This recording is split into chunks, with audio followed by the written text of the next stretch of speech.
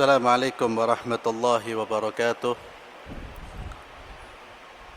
إن الحمد لله نحمده ونستعينه ونستغفره ونعوذ بالله من شرور أنفسنا وسيئات أعمالنا. من يهده الله فلا مضل له ومن يضلل فلا هادي له. وأشهد أن لا إله إلا الله وحده لا شريك له وأشهد أن محمدا عبده ورسوله لا نبي بعده. قال الله تبارك وتعالى في كتابه الكريم: يا أيها الذين آمنوا اتقوا الله حق تقاته ولا تموتن إلا وأنتم مسلمون. يا أيها الناس اتقوا ربكم الذي خلقكم من نفس واحدة وخلق منها زوجها وبث منهما رجالا كثيرا ونساء واتقوا الله الذي تساءلون به والأرحام إن الله كان عليكم رقيبا.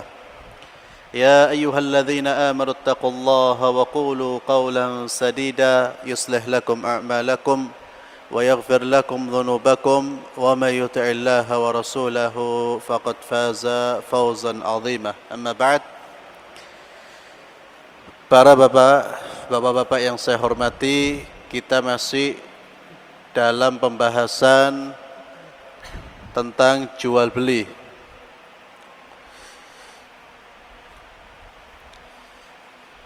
Pertemuan yang lalu terakhir kita membahas tentang larangan menimbun barang dengan tujuan agar harta atau kebutuhan masyarakat itu harganya lebih tinggi, yang di dalam fikih disebut dengan ihtikar. Kemudian kita akan lanjutkan. Wa an Abi Hurairah radhiyallahu taala anhu anin Nabi sallallahu alaihi wasallam qala, dari Abu Hurairah radhiyallahu taala an, dari Nabi sallallahu alaihi wasallam bersabda, la tusarru al-ibila wal ghanama. Janganlah kalian menahan air susu unta dan kambing beberapa hari untuk mengelabui pembeli. Jadi tasriyah itu pemiliknya menahan air susunya selama beberapa hari sehingga terlihat kambing dan unta itu bisa memproduksi susu yang banyak sekali. Padahal itu hasil dari apa? Dari dibiarkannya susu itu tidak diperas. Bisa difahami insyaallah ya. Jadi tidak diperas, dibiarkan, ya, tasriyah namanya, sehingga ketika pertama kali diperas itu tentu yang keluar banyak sekali. Ini mengesankan bahwa kambing atau unta ini dapat memproduksi susu yang banyak sekali. Tentu harganya lebih mahal. Ini kata Rasulullah SAW, janganlah kalian menahan susu onta atau kambing dengan tujuan seperti itu, mengelabui pembeli, untuk mengesankan bahwa onta dan kambing ini susunya banyak. Faman ibta'aha ba'du fahuwa bi khairin nadharaini ba'd ay yahlubaha in syaa amsakaha wa in syaa raddaha wa sa'an min tamr. Siapa yang membeli kambing atau unta tersebut, maka si pembeli punya hak pilih untuk membatalkan transaksi jual belinya. Kenapa dia punya hak pilih? Karena dia ditipu. Siapapun orang yang ditipu membeli barang, dia berhak untuk mengembalikan.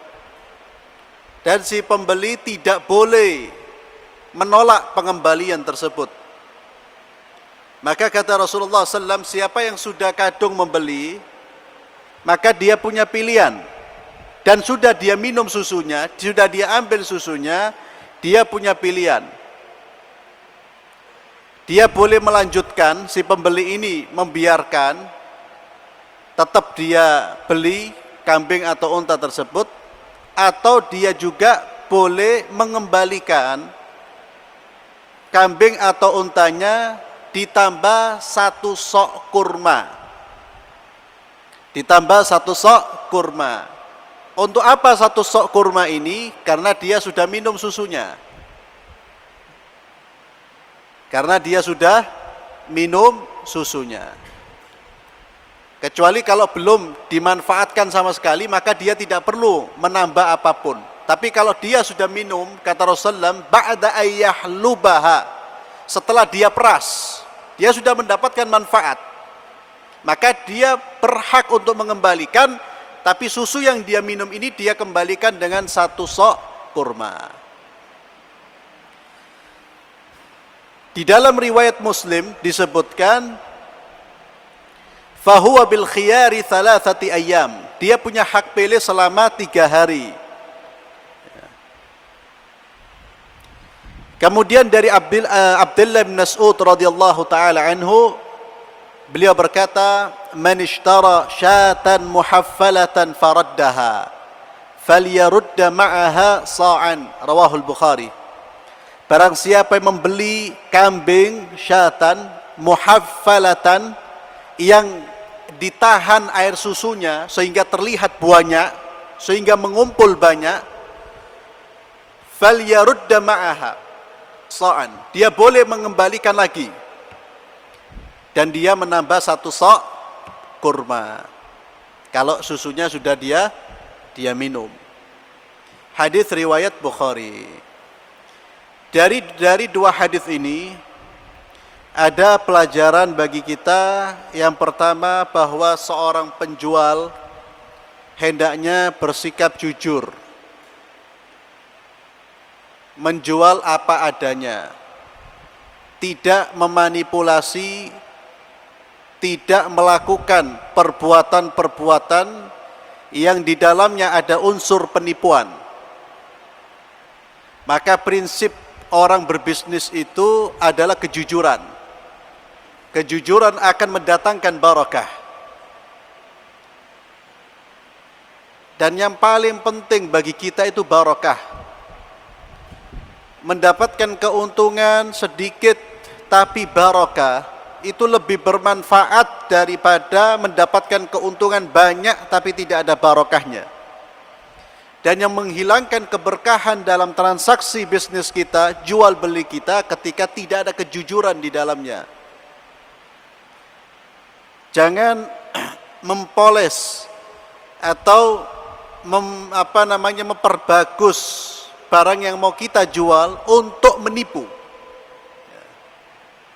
Umpamanya kita punya barang lama, second, bukan barang baru, lalu diperbagus kelihatan baru, lalu kita jual. Tujuan kita agar orang menyangka ini baru. Ini termasuk. Apalagi sampai ngomong, iki barang anyar iki. Padahal kadzib dia, dusta. Dia dapat uang, tapi uangnya tidak akan memberikan manfaat bagi tubuhnya, tidak akan memberikan manfaat bagi keluarganya, tidak akan memberikan manfaat.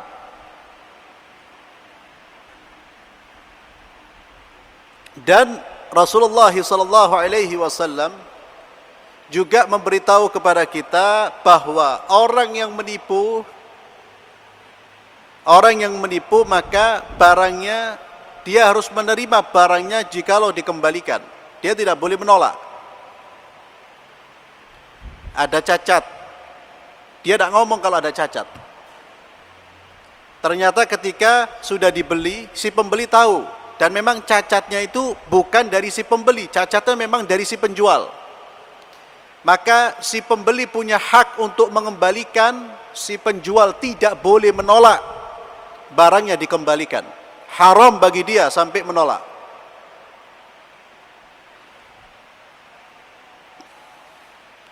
Kemudian kalaupun terjadi barang yang dibeli ada cacat, maka kalau si pembelinya ridha, ya wis tak apa-apa, maka transaksinya sah, jual belinya sah.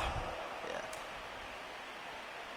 Tapi penjual tetap dia berdosa, penjual tetap dia harus bertaubat kepada Allah Subhanahu wa ta'ala.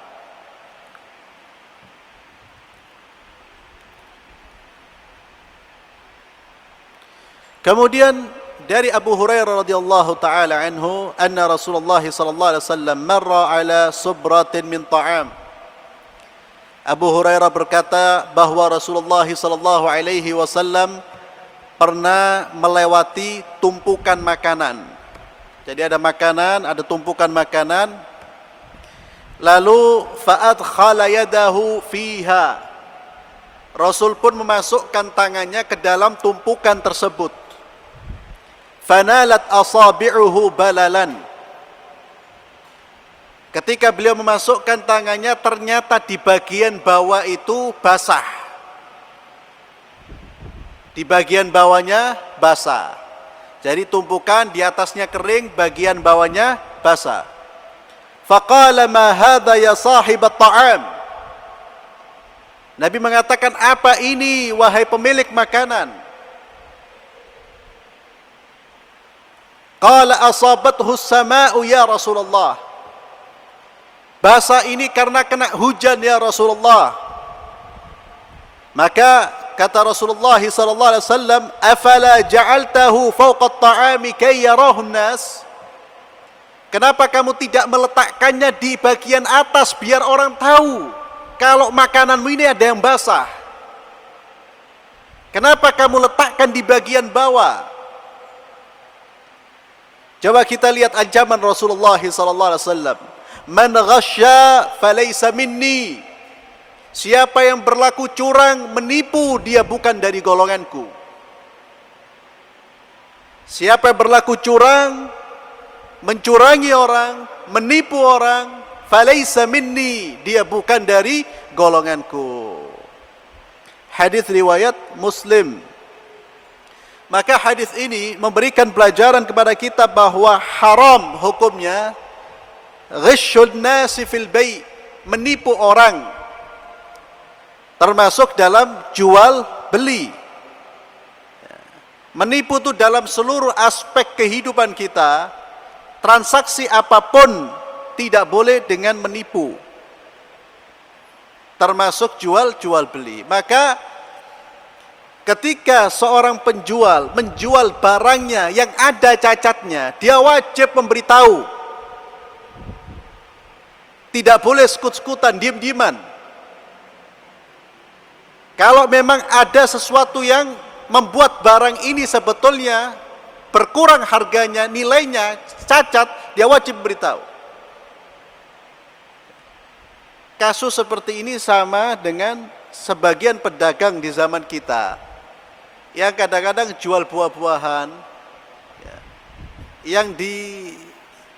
yang ditawarkan sama dia itu yang manis-manis ya. Kadang-kadang yang ditaruh di atas itu yang enak-enak. Orang ngicipi zain buahnya, beli di rumah khosaro, dia beli di rumah rugi, dibuka ternyata pahit, miskin ada. Keuntungan tidak seberapa, tapi dikeluarkan dari apa? Dari umat Muhammad sallallahu alaihi wasallam. Man ghasyana falaysa minni, kata Rasulullah. Keuntungan tidak seberapa, tidak barokah, diancam oleh Rasulullah dan mendapatkan vonis, dia bukan dari golonganku. Ini bahayanya kita menipu orang. Ya, apapun kalau memang barang kita ada sesuatu cacatnya, tunjukkan. Ini memang ada kekurangan di sini. Jadi tidak hanya khusus makanan, minuman. Ya. Kalau makanan, kalau memang kita jual ada yang kurang baik kualitasnya, kita sampaikan. Ditunjukkan, bahkan Nabi menyuruh penjual ini untuk yang basah itu ditaruh di atas, biar orang tahu. Kalau memang mau dijual, ini kualitasnya kurang zen. Oh ini kena basah kemarin, maka harganya turun, saya turunkan. Jujur dia. Hatta dia dapat Ribah, keuntungan sedikit, sedikit itu dapat mendatangkan manfaat yang banyak. Barakah itu dapat membuat yang sedikit menjadi banyak, yang kecil menjadi besar. Itu hebatnya keberkahan.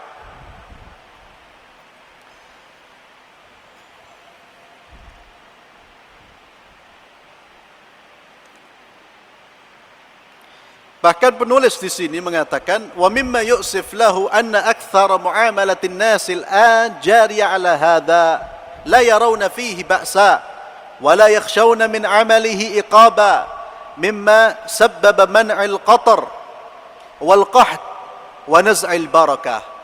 Dia mengatakan sungguh sangat disayangkan justru muamalah-muamalah, interaksi bisnis yang terjadi di zaman sekarang ini justru bisnis yang dilandasi atas penipuan, perbuatan curang, dan mereka menganggapnya sebagai hal yang biasa. Ini yang menyebabkan Allah menghukum mereka dengan tidak diturunkannya hujan, dengan paceklik, dan Allah mencabut keberkahan dari negeri tersebut ketika manusianya sudah banyak berbuat curang. Maka sebagaimana juga di dalam hadis Rasulullah sallallahu alaihi wasallam bahwa Nabi menyampaikan kepada kita paceklik, kemudian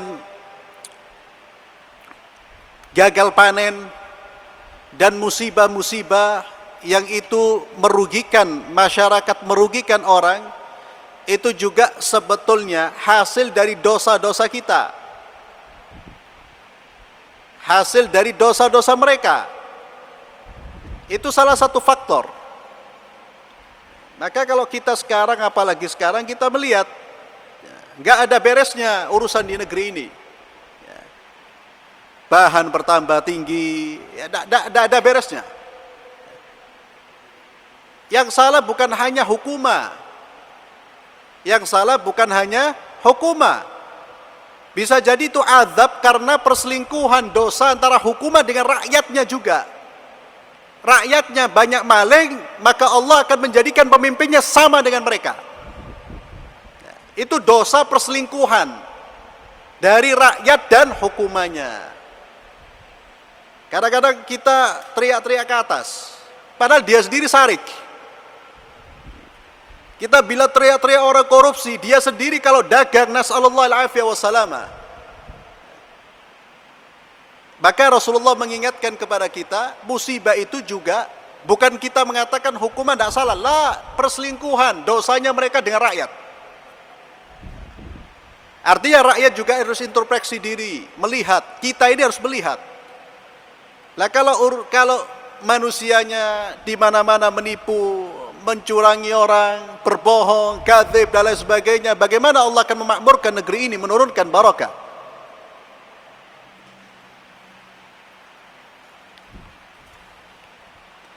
Kemudian dari Abdullah bin Buraidah, dari ayahnya radhiyallahu taala anhuma, beliau berkata, bersabda Rasulullah sallallahu alaihi wasallam, "Man habasa al-'inaba ayyam al-qitaf hatta yabi'ahu mimman yattakhidhuhu khamran faqad taqahhama an-nar ala basiratin."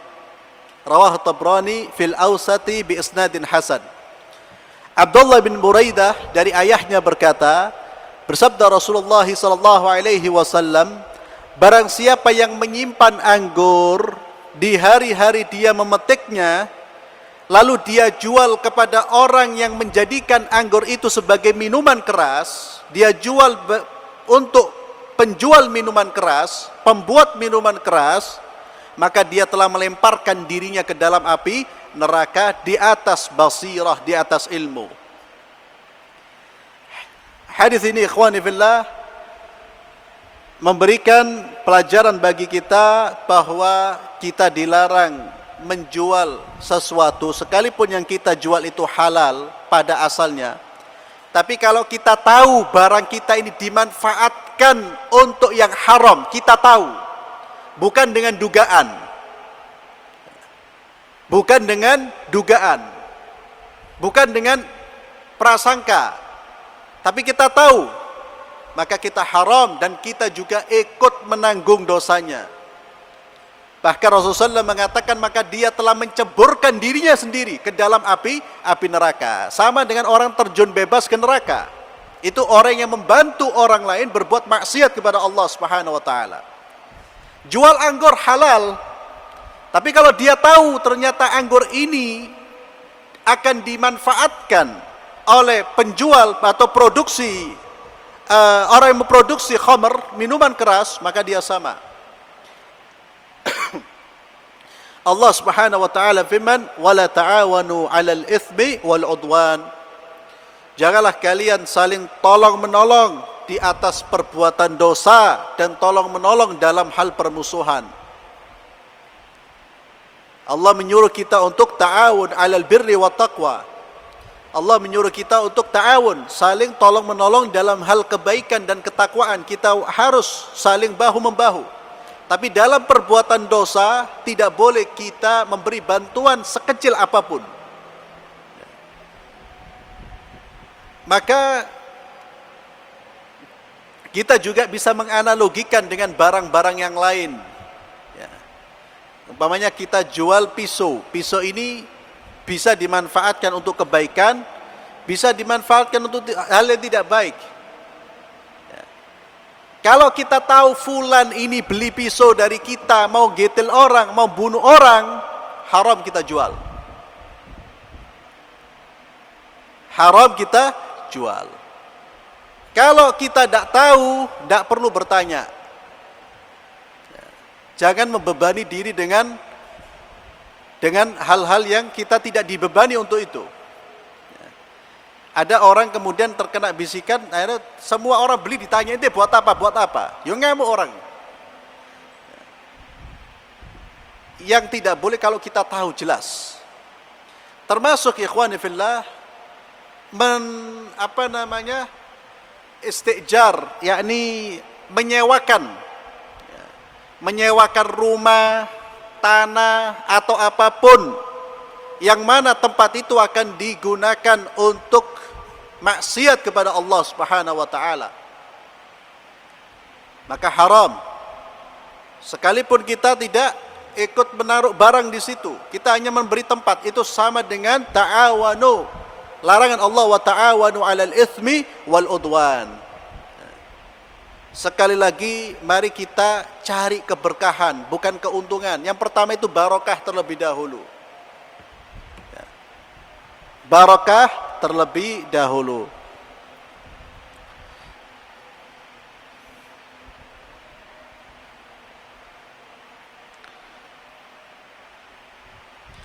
Di sini beliau mengatakan, ya seperti yang saya sampaikan, termasuk yang dikiaskan pula, kata beliau, termasuk barang-barang yang punya dua sisi, ya. Ada sisi manfaat, ada sisi mudaratnya, seperti radio, televisi, kemudian alat perekam dan lain sebagainya. Maka menjual barang ini hukum asalnya halal. Hukum asalnya halal. Menjadi haram hanya ketika kita tahu bahwa ini akan dimanfaatkan. Kita tahu persis. Kalau kita tidak tahu, tidak perlu kemudian kita mencari tahu. Kemudian dari Aisyah radhiyallahu taala anha, beliau berkata, bersabda Rasulullah sallallahu alaihi wasallam, al-kharaj bid-dhaman. Al-kharaj bid-dhaman, yang artinya keuntungan itu, manfaat dari barang itu, barang yang dia miliki, ya, itu sebagai imbalan atas tanggung jawab jaminan. Hadis ini akan semakin jelas artinya dengan kasus yang melatar belakangi turunnya sabda Rasulullah sallallahu alaihi wasallam. Disebutkan bahwa ada seseorang, anna rajulan ishtara ghulaman fi zamanin Nabi sallallahu alaihi wasallam. Ada seseorang membeli ghulam, budak. Zamannya Rasulullah masih ada perbudakan. Di zaman perang itu ada perbudakan. Nah, ada seseorang yang membeli budak, ghulam.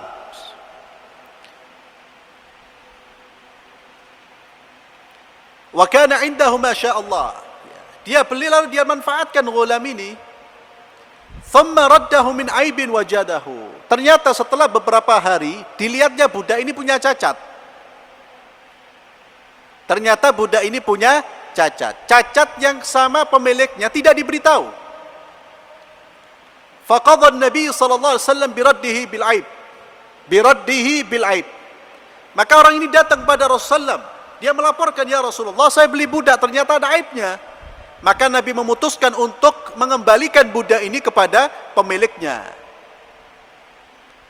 Faqala al-maqdi alaihi qad ista'malahu. Orang yang penjual, dia protes, ya Rasulullah, ini budak sudah dipakai sama dia. Karena sudah beberapa hari, sudah dipakai sama dia. Maka Rasulullah SAW mengatakan, al-kharaju bid-dhaman. Pemanfaatan dari budak ini sebagai imbalan atas tanggung jawabnya menanggung budak ini. Bisa dipahami? Jadi dia memanfaatkan, wajar. Karena kalau budak ini ada apa-apa, ya ini tanggung jawabnya dia. Ini ketika terjadi jual beli. Jadi apa yang dimanfaatkan oleh orang ini dari budak ini, wajar saja, itu bukan menjadi alasan untuk budak ini tidak dikembalikan. Karena budak ini punya aib, ada cacatnya, maka dia dikembalikan. Loh, bagaimana dia sudah dimanfaatkan? Dia memanfaatkan karena dia bertanggung jawab. Pada saat dia pegang ini, dia punya tanggung jawab terhadap budak tersebut. Ini maksud dari sabda Rasulullah, al-kharaju bid-dhaman.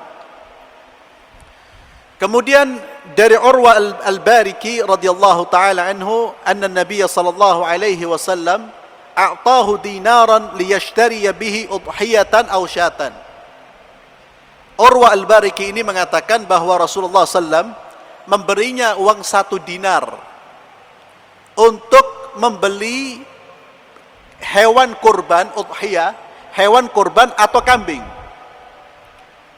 Ternyata uang 1 dinar ini dia bisa membeli 2 kambing dari uang 1 dinar ini. Padahal Nabi ngasih 1 dinar untuk 1 kambing, tapi ternyata dia bisa membeli 2 kambing.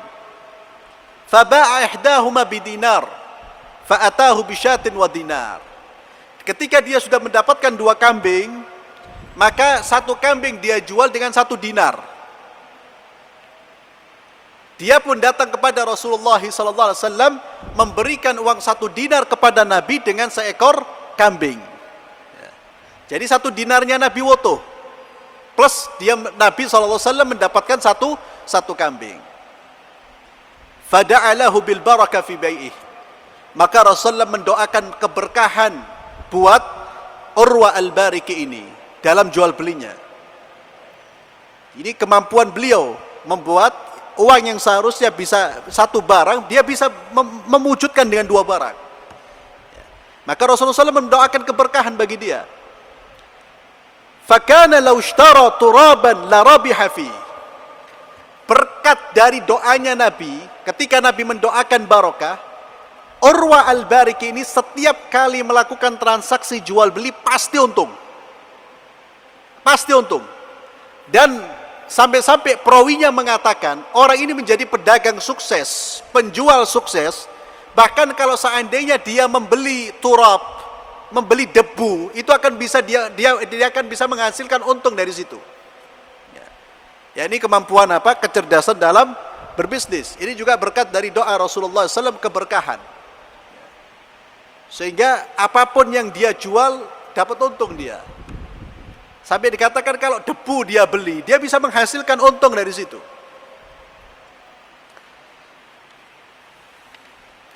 Maka di dalam hadis ini Rasulullah SAW mewakilkan. Maka jawazul wakala fima tudkhiluhu niyaba minal a'mal. Boleh seseorang mewakilkan orang lain untuk melakukan transaksi jual beli. Dan boleh bagi orang yang diwakilkan untuk melakukan transaksi yang lain kalau kemudian diizinkan oleh orang yang mewakilkan. Urwa ini Nabi hanya mewakilkannya untuk membeli apa? 1 ekor kambing dengan 1 dinar. Tapi ternyata dia tidak hanya membeli 1 ekor kambing, dia juga membeli dan menjual. Dia juga membeli dan menjual. Jadi selama orang yang diwakili itu kemudian dia melakukan transaksi tambahan yang tidak diperintahkan oleh orang yang mewakilinya, lalu dia meminta izin dan diizinkan, maka itu termasuk transaksi yang sah. Ya. Itu termasuk transaksi yang sah kalau diizinkan oleh orang yang mewakilkan atau yang menjadikan dia sebagai wakilnya.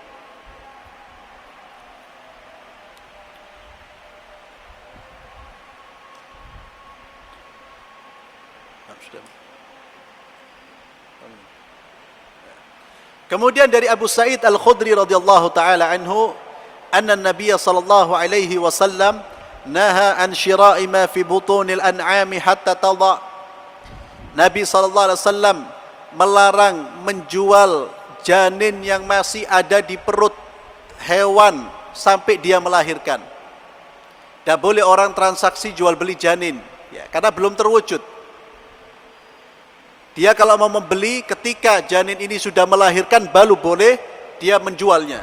Tapi selama masih di perut hewan tersebut tidak boleh dijual.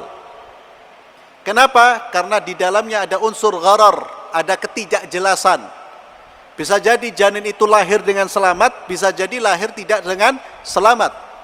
Bisa jadi janin itu sesuai dengan yang diharapkan, bisa jadi tidak sesuai dengan yang diharapkan. Maka di situ ada unsur gharar, ini sudah kita bahas. Gharar artinya ada unsur ketidakjelasan. Barangnya enggak jelas. Wa an bai'i ma fi dhuru'iha. Begitu juga menjual susu yang masih berada di tempatnya, di tempatnya susu, ya, tempatnya susu yang tetek. Masih berada di situ. Ya, tidak boleh. Kalau mau jual ya diperes. Karena belum terlihat, belum terwujud. Wa an syira'il abdi wa huwa abiq. Menjual atau membeli budak yang kabur. Ana beli budak ente. Padahal budaknya kabur. Ini tidak boleh diperjual belikan. Wa an syira'il maghanim hatta tuksam. Tidak boleh menjual atau membeli ghanimah rampasan perang sampai dibagi-bagikan. Wa an syira'is sadaqati hatta tuqbad. Tidak boleh menjual atau membeli barang sedekah sampai dimiliki oleh orang yang memilikinya. Orang dapat sedekah, dia boleh menjual karena itu sudah menjadi miliknya. Wa an darbatil ghais, dan tidak boleh membeli dengan membeli barang yang diambil oleh penyelam sebelum barang itu terlihat. Ente nyelam, barang yang ente ambil, yang kamu ambil itu saya bayar sekian. Barangnya belum masih ada di dalam. Ini ada unsur gharar. Karena dia bisa menyelam, dia bisa mendapatkan barang sesuai dengan harga atau di bawah harga atau sama sekali dia tidak mendapatkan apa-apa. Di dalamnya ada unsur ketidakjelasan. Kalau membeli cara itu ya dia ambil dulu barangnya jelas, baru transaksi jual beli. Wallahu a'lam bissawab. Mudah-mudahan bermanfaat. InsyaAllah kita lanjutkan pada pertemuan berikutnya. Kita tutup dengan doa kafaratul majlis. Subhanakallahumma wa bihamdik, asyhadu an la ilaha illa anta astaghfiruka wa atubu ilaik. Assalamualaikum warahmatullahi wabarakatuh.